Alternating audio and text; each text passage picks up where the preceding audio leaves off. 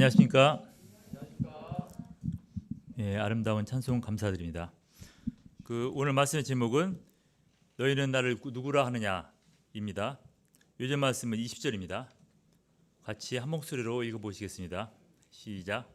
예수께서 이르시되 너희는 나를 누구라 하느냐 베드로가 대답하여 이르되 하나님의 그리스도 시이다 하니. 신자에게 가장 중요한 믿음 두 가지를 꼽는다면은 첫째, 하나님께서 천지를 창조하신 것을 믿는 믿음이고, 둘째, 예수께서 나의 그리스도가 되심을 믿는 믿음입니다. 예수께서 공생의 중간 지점에서 제자들에게 놀라운 진리를 드러내셨습니다. 예수는 그동안 함께했던 제자들에게 그리스도이심을 밝히시고 또 그리스도로서 가야 될 십자가와 부활의 길을 말씀하셨습니다. 그리고 예수님을 따르는 제자들에게 자기 부인 자기 십자가의 길을 말씀하셨습니다. 오늘 말씀 통해서 예수님을 나의 그리스도로 영접하고 또 예수님을 따르는 제자로서 자기 부인 자기 십자가의 길을 갈 수 있기를 기도합니다. 제1장 베드로의 신앙 고백. 예수께서 하나님의 말씀을 증거하시며 많은 병자들을 고치시고 또 귀신 들린 자를 고치시고 또 오병이어로 5,000명이나 되는 사람들을 먹이신 후 사람들에게 그 인기가 하늘로 치솟게 되었습니다. 그때 예수께서 따로 기도하신 후 제자들을 불러 물으셨습니다. 우리가 나를 누구라고 하느냐? 얼마 전 전도여행 갔다 온 제자들은 예수께 대한 사람들의 인기를 피부로 실감하고 있었습니다.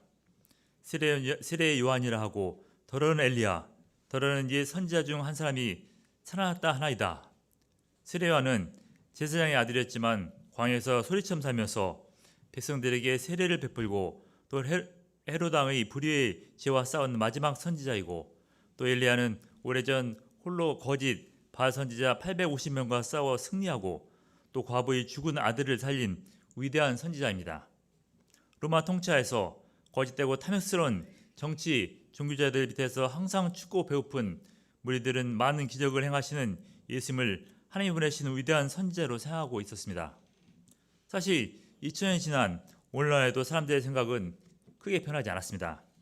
각자 처해진 상황 속에서 다른 시각을 가지만 많은 이들이 예수님을 어두운 시대를 밝히는 등불 같은 사람 중 한 사람으로 보고 있습니다. 참 빛이 왔지만 사람들은 아직까지도 그림자 속에 머물러 있었습니다. 신약 시대가 시작되었지만 여전히 구약 시대에 머물러 있었습니다.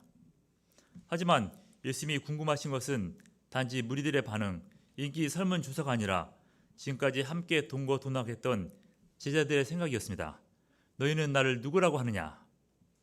예수님은 비슷하지만 잘못된 무리들의 오답을 참고해서 제자들이 출제자의 정확한 의도를 깨닫고 정답을 말하기를 바라셨습니다. 사실 이 질문은 우리의 인생과 생명을 좌우할 천국 입시 문제입니다. 예수님의 질문에 베드로가 수제자답게 벌떡 일어나 외쳤습니다. 하나님의 그리스도이시니다. 베드로의 대답은 짧지만 정답입니다. 그리스도란 헬라어이고 또 메시아는 히브리어인데 그 뜻은 기름 부음을 받은 자입니다. 기름은 성령을 상징합니다. 구약시대 이스라엘에서 왕이나 제사장, 선지자는 하나님께 택함 받은 자, 즉 기름 부음 받은 자라 될 수 있었습니다. 하나님은 그들에게 하나님의 영을 부어주셔서 사명을 감당할 지혜와 믿음을 주셨습니다. 하지만 그들은 연약하고 죄악된 인간들로서 하나님은 다윗을 계승할 영원한 왕이요 또 아론을 대신할 영원한 대제사장이시며 또 모세보다 탁월한 참 선지자를 보내시겠다고 약속하셨고 마침내 그리스도 예수님을 보내주셨습니다. 예수님은 선지자로 하나님의 뜻을 깨닫게 도와주시고 또 제사장으로 우리 죄를 중보하시며 대속의 십자가를 지셨고 또 왕으로 우리 인생들을 공의와 사랑으로 다스리십니다. 예수님을 어떤 분으로 알고 있는가는 자신의 인생의 구원과 영생에 직결된 문제입니다.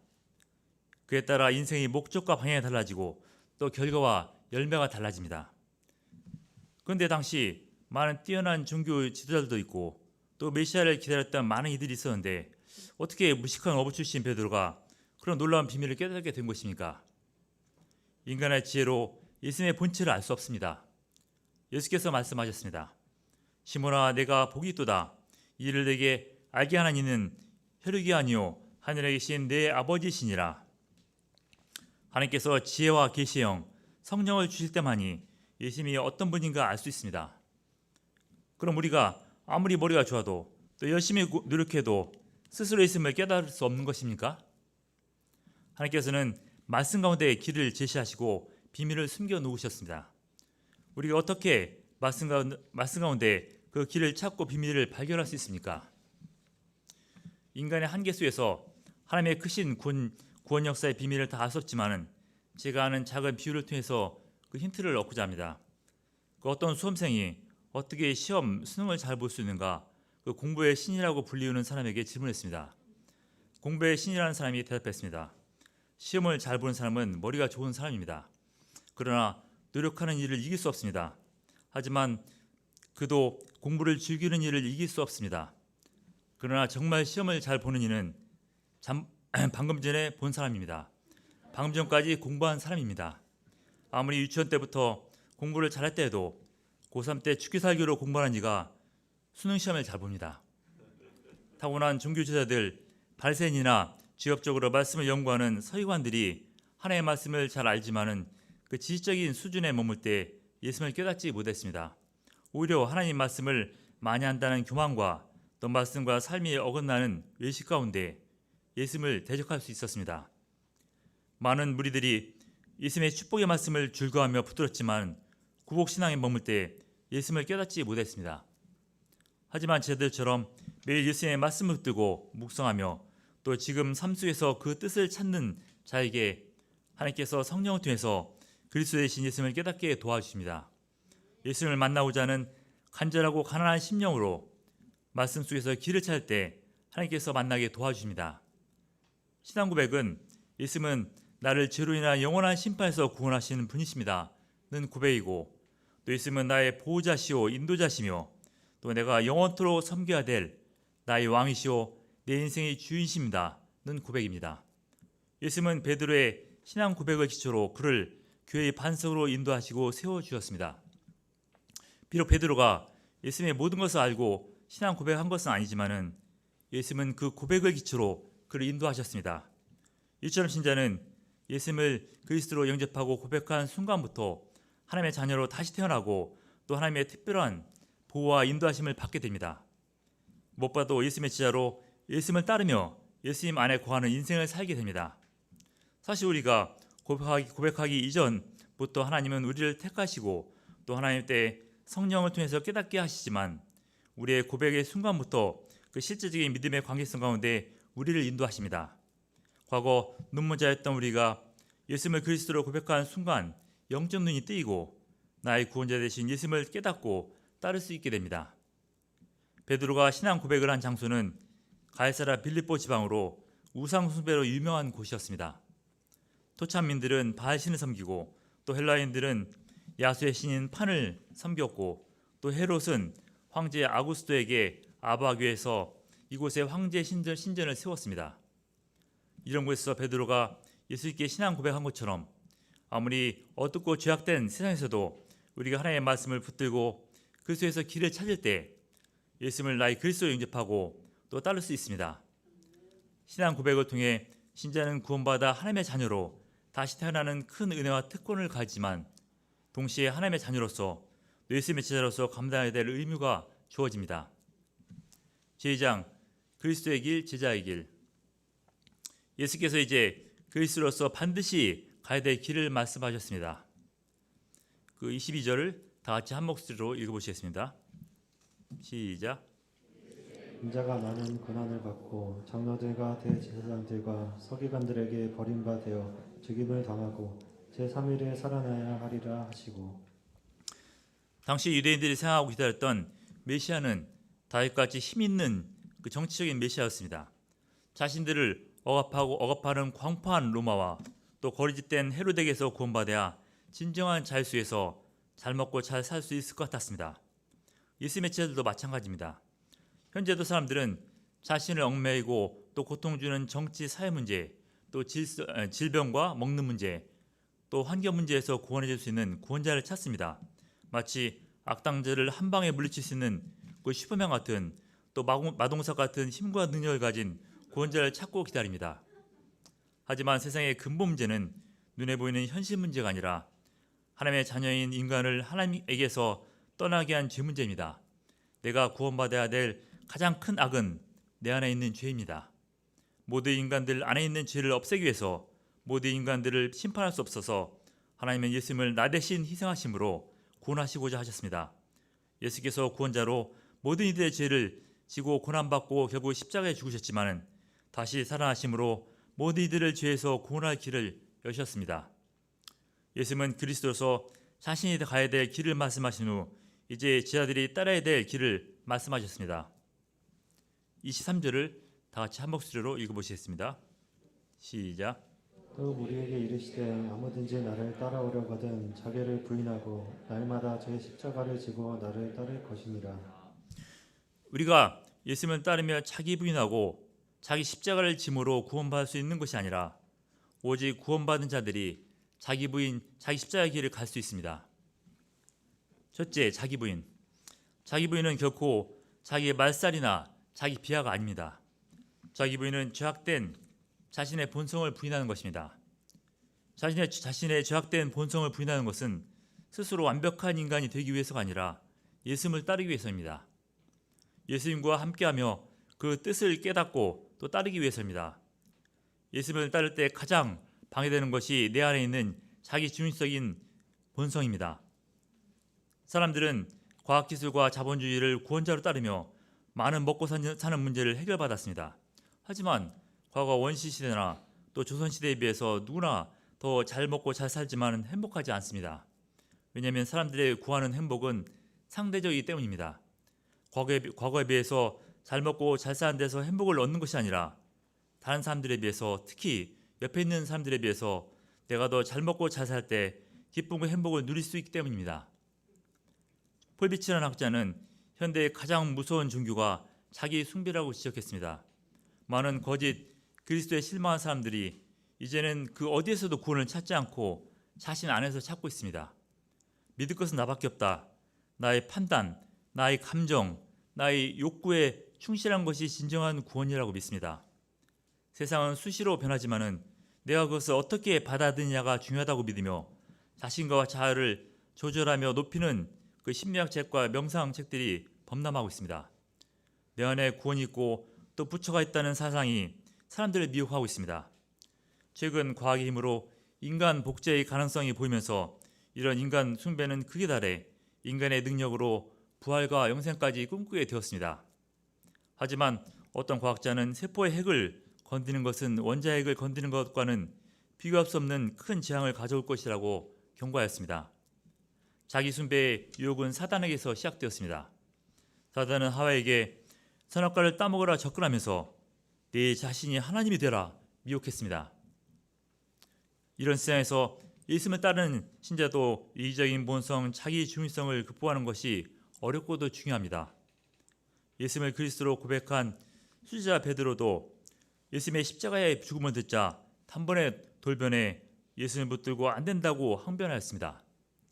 그는 예수님을 따르기 위해서 자기 배를 버리고 자기 아내와 가족까지 떠났습니다. 그런 그가 십자가의 길을 가시려는 예수님을 온몸으로 만류한 것은 예수에 대한 사랑 때문이기도 하지만 모든 것을 버리고 예수님을 따르는 자신의 꿈과 계획이 무너지는 것을 두려워해서입니다. 그는 모든 것을 버렸다고 생각했지만 가장 중요한 자신의 꿈과 계획을 버릴 수 없었습니다. 수지자 베드로도 그러한데 우리가 어떻게 자기를 부인하며 예수님을 따를 수 있습니까? 우리가 따르는 예수님을 바라봐야 합니다. 예수님은 구원자로 오셨지만 육신을 입고 있어 십자가의 치욕과 고통을 잘 알고 계셨습니다. 아무리 예수님이라도 십자가의 길을 피하고 싶었지만 겟세마네 동산에서 땀이 피가 될 때까지 기도하시며 자기를 부인하시고 하나님의 뜻을 영접하신 후 십자가를 지었습니다. 그러나 많은 신자들이 그 길은 예수님이야 가능하지 나같이 소심하고 두려움 많은 자가 어떻게 목숨까지도 희생하는 자기 부인의 길을 갈 수 있는가 두려워합니다. 하지만 자기 부인은 억지로 끌려가는 길이 아니라 기쁨으로 자발적으로 가는 길입니다. 사도 바울은 이스라엘의 첫 왕 사울이 태어난 베냐민 지파 사람이고 당시 이스라엘에서 6,000명밖에 없었던 지도층인 바리새인이자 또 유명한 율법학자 가말리엘의 제자이고 또 로마 시민권자였습니다. 하지만 그는 예수를 만난 후 자신에게 자랑이었던 것들을 다 배설물로 이겼습니다. 그것은 그가 진정한 보화 대신 예수님을 얻고 배우는 데 방해되기 때문입니다. 빌립보서 말씀을 다 같이 한 목소리로 읽어보시겠습니다. 예, 시작. 모든 것을 해로 여김은 내 주 그리스도 지식이 가장 고상하기 때문이라. 내가 그를 위하여 모든 것을 잃어버리고 배설물을 여김은 그리스도를 얻고 그 안에서 발견되려 함이라. 그는 예수님의 죽음을 이기는 부활의 능력과 또 생명을 살리는 사랑, 섬김을 배우기 위해서 예수님을 따라 자기 부인 자기 십자가의 길을 갔습니다. 예수님을 따르는 신자라도 내면 속에서 자신의 본성을 따르고자 하는 원칙적인 욕망과 예수님을 따르고자 하는 거룩한 자아가 끊임없이 갈등하며 부딪힙니다. 신자의 사랑과 겸손이 그냥 저절로 이루어진 것이 아닙니다. 예수님을 좇으며 죄악된 자기를 부인하는 끊임없는 투쟁의 산물입니다. 하지만 자기 부인은 나를 잃어버리는 과정이 아니라 잃어버린 나를 되찾는 과정입니다. 예수님을 따르며 죄악된 본성을 부인할 때 본래 하나님께서 창조하신 하나님의 형상을 지닌 아름답고 거룩한 존재로 나를 회복할 수 있습니다. 자기 부인을 통해서 더럽고 죄악된 본성이 사라지고 예수님을 닮아가는 신자가 될 수 있기를 기도합니다. 둘째, 자기 십자가. 한 신도가 어느 목사님을 찾아와 고민을 털어놓았습니다. 그는 자기 팔에 그 치아에 물린 자국을 보여주면서 자기 부인과 같이 사는 것이 가장 큰 자기 부인이요 자기 십자라고 했습니다. 그때 목사님이 말했습니다. 부인이 팔을 뜯어먹을 정도로 성격이 거칠어도 부인이 십자가는 아닙니다. 그런 부인을 여전히 사랑하라는 주님의 말씀이 십자가입니다. 예수께서 말씀하신 자기 십자가는 십자에서 예수님과 하나가 되는 것입니다. 예수께서 죽으신 십자에서 자신도 함께 죽는 것입니다. 많은 이들이 예쁘고 작은 십자가를 목에 걸고 다니길 좋아하지만 자기보다 큰 십자가를 등에 지는 것을 부담스러워합니다. 예수님의 십자가를 통해서 구원받았지만 예수님을 따라 십자가를 지는 것은 부담스러워합니다. 하지만 사실 누구나 인간은 십자가를 질 수밖에 없습니다.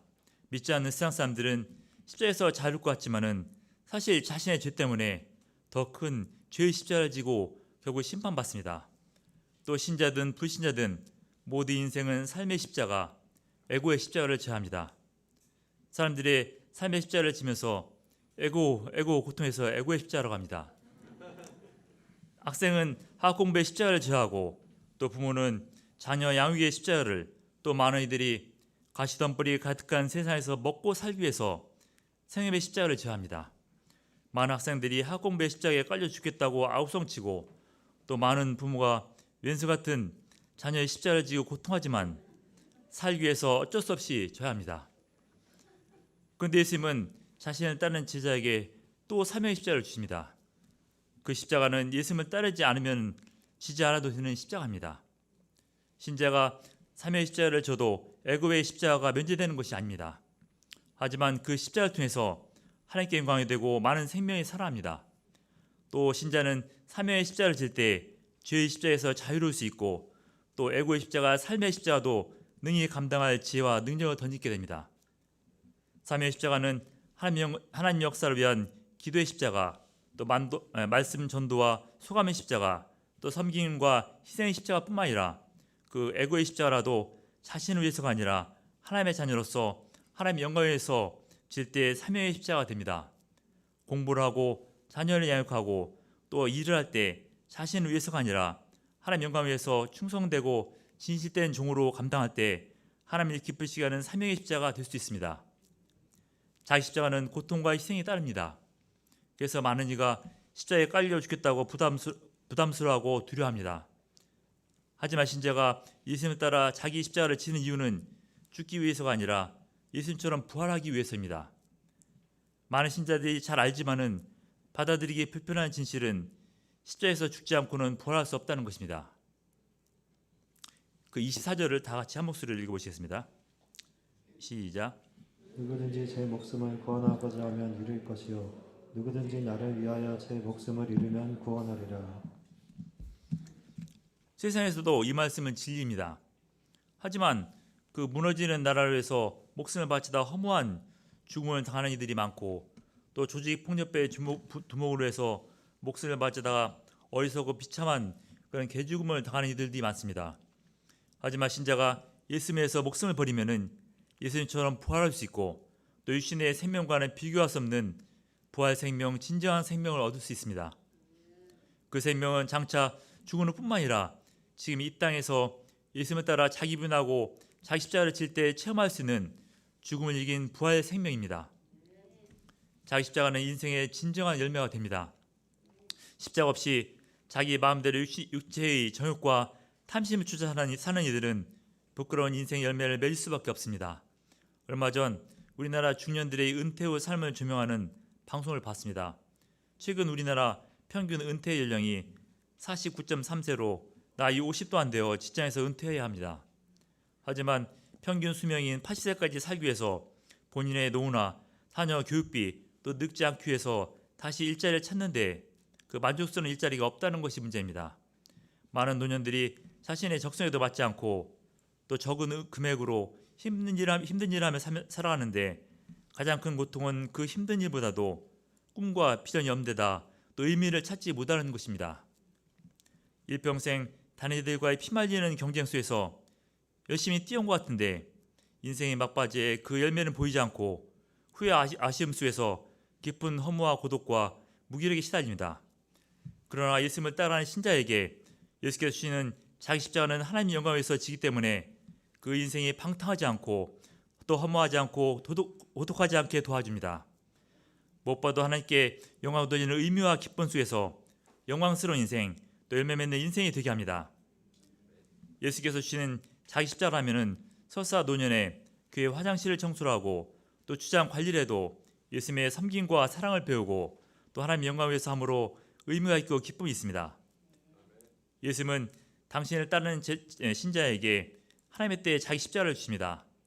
자기 십자가는 자기가 원하는 때 아무 때나 질 수 있는 것이 아닙니다. 골고다 언덕에서 예수님의 십자가를 대신 짐으로 큰 복을 받은 시몬처럼 하나님의 때에 준비된 자가 감당할 수 있습니다. 인생의 전물이 지나가고 하나님의 때가 지나가고 할 일 없을 때 질 수 있는 것이 아닙니다. 그때는 이미 늦었습니다. 때가 아직 낮음에 나를 보내신 이의 일을 우리가 해야 하리니 밤이 오리니 그때는 아무도 일할 수 없느니라. 우리가 지금 예수님의 은혜를 체험할 때 또 그 은혜를 감당할 수 있는 시간과 체력이 있을 때 자기 십자가를 기쁨으로 감당할 수 있기를 기도합니다. 예수님은 마치 소가 밭을 잘 갈기 위해서 매는 멍에처럼 각 제자에게 가장 잘 맞는 합당한 크기의 십자가를 주십니다. 만약 자기 십자가가 적다면은 예수께서 그를 긍휼히 여기신 것이고 또 만약 너무 크다면은 그만큼 그를 크게 쓰시기 위해서입니다. 예수께서 그를 크게 쓰시기 위해서 큰 자기 십자가를 주실 때는 감당할 만한 능력과 지혜와 동역자를 같이 주시기 때문에 오히려 감사해야 합니다. 우리가 예수께서 주신 자기 십자가가 힘들고 피곤해도 예수님을 바라보며 믿음으로 감당함으로 풍성한 인생 열매와 부활의 영광을 얻을 수 있기를 기도합니다. 제3장 너희는 그의 말을 들으라. 베드로는 예수님을 그리스도로 고백했지만 예수께서 십자가에 죽으시고 자신도 자기 십자가를 지고 예수님을 따라야 한다는 생각에 등에 태산 같은 무게의 십자가를 지은 것처럼 심령이 답답해서 잠을 잘 수가 없었습니다. 베드로의 고백 8일 후 예수님은 베드로와 요한과 야고보를 데리고 산에 오르셨습니다. 그런데 예수님께서 기도하실 때 그 용모가 변화되어 그 옷이 휘어져 광채나더니 그 얼굴이 해같이 빛났습니다. 그런 예수님 옆에 구약시대 율법의 대표자 모세와 또 선지자의 대표자 엘리야가 영광 중에 나타나 예수님과 함께 말하는 것이었습니다. 산에서 좋은 공기 마시며 그동안 십자가의 가위에 눌려 못잔 잠을 자다 깬 베드로는 이게 꿈인가 생신인가 무의식적으로 외쳤습니다. 우리가 여기서 초막 셋을 짓때 하나는 주를 위하여 하나는 모세를 위하여 또 하나는 엘리야를 위하여 짓고 영원히 살았으면 좋겠습니다. 그는 산 밑에서 감당해야 될 자기 부인 자기 십자가의 무게와 압박감이 두려웠습니다.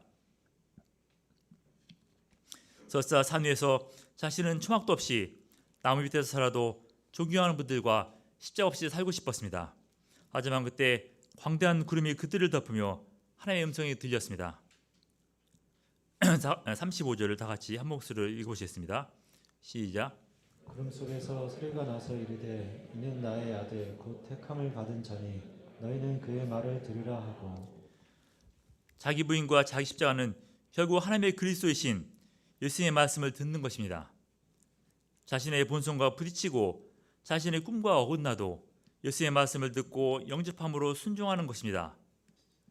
하나님은 베드로에게 변화한 이 영광을 보여주심으로 신자가 자기 부인하고 자기 십자가를 질 때 얻을 영광을 시청각적으로 보여주었습니다. 세상에서 자기 십자가는 어리석은 것이요 부끄러운 것이요 고통스러운 것이지만은 십자가를 지시고 부활하신 예수님처럼 결국 승리하고 영광을 얻게 되는 것을 보여주었습니다. 이제 약 1년 반 정도의 예수님의 공생의 사역이 지나고 예수님은 십자가를 지십니다. 십자가에서의 3일의 고통은 베드로에게 1000년보다도 길게 느껴지지만 결국 예수님은 죽음을 이기고 부활하심으로 영원한 승리와 영광의 역사를 이루셨습니다. 하나님의 음성이 그치고 구름이 거친 후 모세와 엘리야는 사라지고 오직 예수님만 보였습니다. 우리 인생에서 수많은 사람들과 수많은 사건 사고 희노애락이 내 옆을 지나가지만 결국 최후의 내 옆에 남는 분은 오직 나와 함께 하신 예수님 뿐입니다. 우리가 부족하지만 나의 그리스도의 신 예수님을 따라 자기를 부인함으로 예수님을 닮아가고 또 자기 십자가를 짐으로 가장 값진 인생 열매와 부활의 영광을 얻을 수 있기를 기도합니다. 말씀을 준비하는 중 그 막내 동생의 장례를 맡게 되었습니다. 동생은 학생 때 예수님을 만나 예수님을 따르는 제자 인생을 시작했지만은 오랜 기간 무거운 삶의 십자가에 짓눌려 살다 불치병을 얻었습니다. 하지만 마지막 2년 동안 투병하는 중에 많은 동역자들의 간절한 중보기도를 받게 도와주셨고 또 기도와 말씀 가운데 억눌렸던 삶의 십자가에서 십자가를 벗고 예수님 앞에 온전히 나올 수 있었습니다. 처음 예수님을 만날 때 같은 간절하고 가난한 심정으로 다시 예수님을 그리스도로 붙들면서 이 땅에서의 마지막 삶을 마무리하고 부활의 새 생명으로 넘어가게 되었습니다. 세상적으로 50도 안 되는 나이에 불치병을 만나 아쉽고 안타까운 인생이 되었지만 하나님 편에서 볼 때 그 인생 막바지에서 불치병이 예수님을 만나는 좁은 길이요 생명길이 되었습니다. 저도 동생의 장례 속에서 자칫 죽음 권세에 매일 수 있었지만은 말씀을 통해서 극복하도록 도와주셨습니다. 죽음 권세가 주는 허무와 불신을 자기 부인하며 말씀에 자기 십자가를 질 때 부활의 소망 가운데 가족들을 섬길 수 있었습니다. 동생은 예수님을 따라 하나님께로 돌아갔지만 남은 두 자녀가 예수님의 지자로 성장되고 남은 부모님도 천국의 소망 가운데 예수님을 영접할 수 있기를 기도합니다.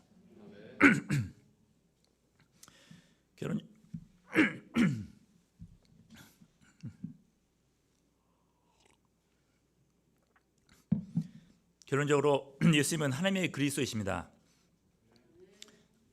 예수님은 그리스도로서 십자가를 지시고 부활하심으로 우리를 죄에서 구원하셨고 또 죄들에게 자기 부인하며 자기 십자가를 지고 예수님을 따르도록 하셨습니다. 우리가 자기 부인을 통해서 자신의 죄성을 벗고 예수님을 닮아가며 또 자기 십자가를 통해서 영광의 인생, 열매 있는 인생을 살 수 있기를 기도합니다. 목회자 사무엘 러더퍼드는 간증했습니다. 그리스도의 십자가는 내가 져본 짐 중에서 가장 달콤한 짐이다. 그것은 마치 새에 달린 날개와 같고 배에 달린 돛과 같아서 나를 내 목적지에 이르게 한다. 무거워 보이는 새의 날개가 새를 날게 하고 또 거추장스럽게 보이는 돛이 배를 나가게 하는 것처럼 우리가 예수님을 따르며 지는 자기 부인 자아 십자가로 영광스러운 인생, 열매 있는 인생으로 날아 올라갈 수 있기를 기도합니다. 기도하고 마치겠습니다. 사랑과 충만하신 하나님, 오늘 예수님이 나의 그리스도이심을 깨닫고 고백할 수 있도록 도와주셔서 감사드립니다. 우리가 구원받은 예수님의 지자로서 자기 부인을 통해서 예수님을 닮아가고 또 자기 십자가를 통해서 열매 있는 인생, 또 승리의 인생을 살 수 있기를 기도합니다. 예수님의 이름으로 기도드렸습니다.